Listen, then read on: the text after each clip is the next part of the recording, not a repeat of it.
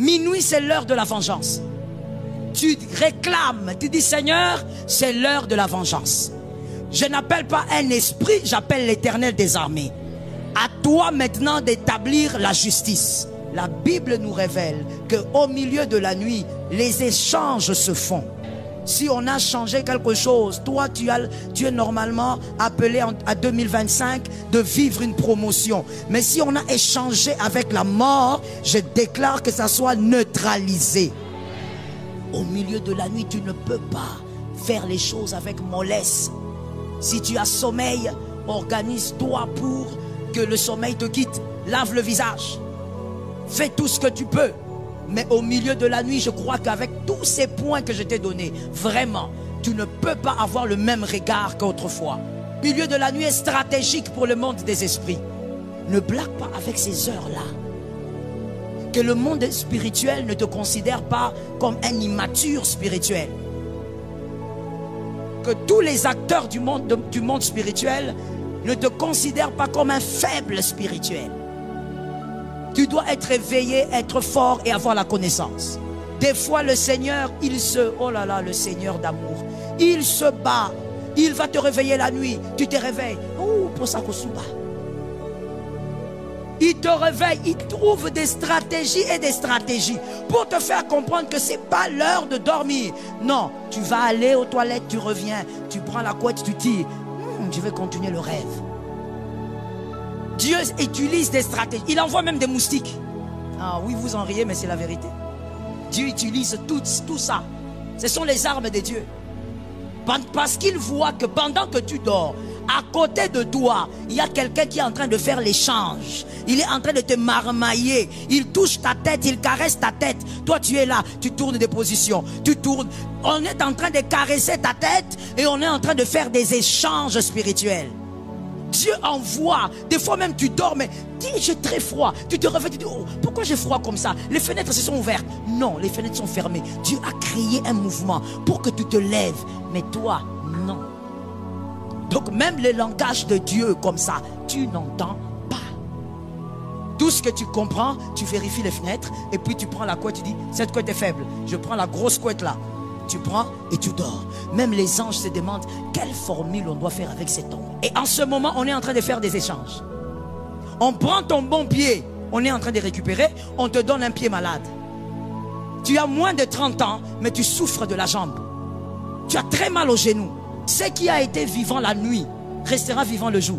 Si donc la journée, tu remarques que l'un de tes rendez-vous meurt, le rendez-vous n'est pas mort en ce moment-là. Le rendez-vous, on l'a tué la nuit. On a touché au cœur de cet homme qui devait te faire du bien la nuit.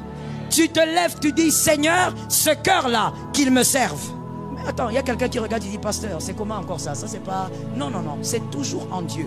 Car il y a une écriture qui dit lorsque l'Éternel approuve les voies d'un homme, il dispose. Même tes ennemis, Dieu va les disposer. Pourquoi? Parce qu'il approuve tes voies. C'est-à-dire Dieu a donné la capacité aux enfants de Dieu de dire Seigneur, le chef là il me dérange trop. Mais moi je veux maintenant que tu inclines son cœur. Qu'il fasse partie des premiers fans là-bas au travail. Et tu es étonné quand tu viens, il te dit oh petit mais je te cherchais, on va prendre un café. Parce que tu as travaillé la nuit. Arrête d'être paresseux, sors de la paresse. Donne-moi un amen normal. Arrête d'être paresseux, sors de la paresse. Arrête de te chauffer avec ton mari, ta femme la nuit. Prie.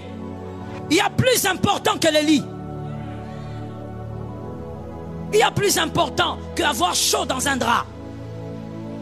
Prie.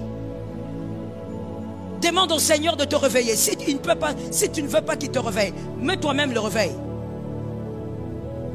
Mets le réveil comme la sonnerie de mon fils qui me conduit. Je n'ai jamais vu une sonnerie pareille.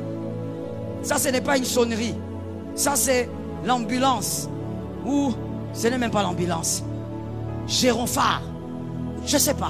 Ça veut dire que quand son téléphone sonne, on dit c'est quoi? C'est quoi? Pourquoi autant de violence? Alors mets une sonnerie pareille. Mais prie la nuit. Refuse que le diable te caresse la nuit. Refuse que le diable te dorlote la nuit. Même pour 1 heure, mon frère. Car Le seuil que le Christ a donné, c'est 1 heure. Il a dit aux disciples, vous n'arrivez pas à prier même 1 heure. Donc le seuil, c'est 1 heure. Prie même pendant 1 heure seulement. Et à 1 heure du matin, rendors-toi. Mais à minuit, comme on l'a vu, plus de 8 modèles, tu ne peux pas dormir. Et tu ne peux même pas chuchoter. L'instabilité, on réclame la stabilité aussi la nuit. Tu te lèves, tu dis, Seigneur, ce n'est pas de ma race. Je suis de la race des élus.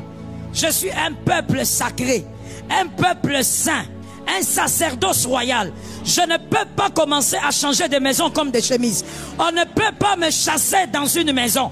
Je suis de la race royale. Seigneur, aujourd'hui à minuit, on termine ça. S'il y a quelqu'un qui maudit ma stabilité, moi j'appelle l'autorité de la stabilité dans ma vie. Lorsque les esprits impurs vont se balader cette nuit, qu'ils n'approchent même pas ta maison. Qu'ils voient le feu en train de sortir de ta maison. Parce que même dans un coin, même dans une salle de bain, tu es à genoux, tu parles en langue. Que celui qui a l'habitude de se balader pour te détruire la nuit, retrouve le feu de Dieu. L'envoûtement